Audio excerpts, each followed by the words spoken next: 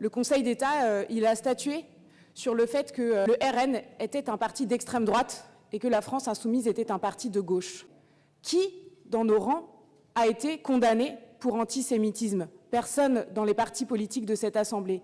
Les personnes qui sont coupables d'antisémitisme, celles et ceux qui investissent des candidats et des candidates condamnés par la justice pour antisémitisme, c'est le RN. Car quelle que soit l'entreprise de dédiabolisation du Rassemblement national qui ait été entreprise, nous n'oublions pas qui est ce parti.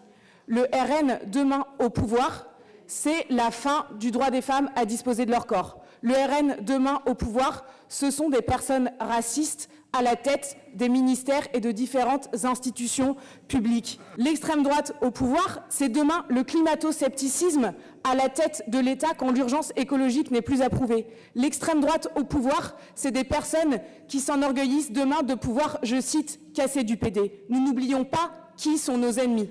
Vous avez utilisé des mots forts de désastre et de chaos. Mais qui sème le chaos?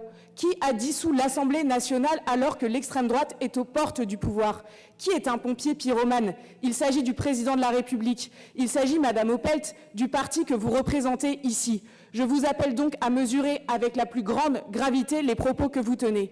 Enfin, je voudrais dire que dans cette période sombre, dans cette période morose, dans cette période qui est marquée par la peur que nous sentons toutes et tous au quotidien avec les habitants et les habitantes que nous rencontrons, il n'y a qu'une seule lueur d'espoir. Et cet espoir, c'est l'Union de la gauche, il le porte.